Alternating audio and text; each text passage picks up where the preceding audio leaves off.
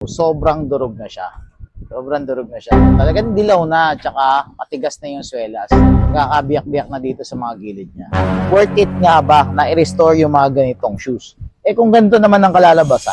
What's up mga ka-sneaker community? Today, papakita namin sa inyo ang restoration na ginawa namin dito sa Yeezy 350 ni Sir. Okay? So ano nga ba ginawa namin dito? Ang ginawa namin dito ay pinalitan namin ng swelas at deep cleaning. Ito siya before. Ito yung swelas ni Sir before. So sobrang durog na siya. Sobrang durog na siya. And another one, ito siya nung pinadala sa amin. Talagang dilaw na, tsaka matigas na yung swelas. Ito yung isa pang picture, nakakabiyak-biyak na dito sa mga gilid niya.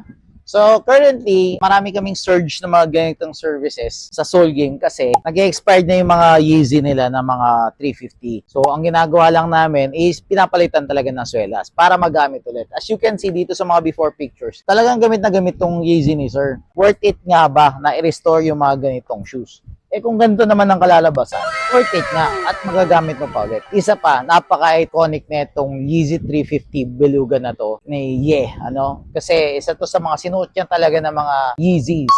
And syempre, dahil nga naghiwalay na sila ni Adidas, hindi na talaga magkakaroon ng ganito ulit ng mga sneakers. So, para magamit nyo ulit. For this package, this one will cost you 4,600 pesos para sa Soul Swap. So, if you want these kinds of services, please message us here sa Soul Game. So game, pagod mong sapatos, we revive that.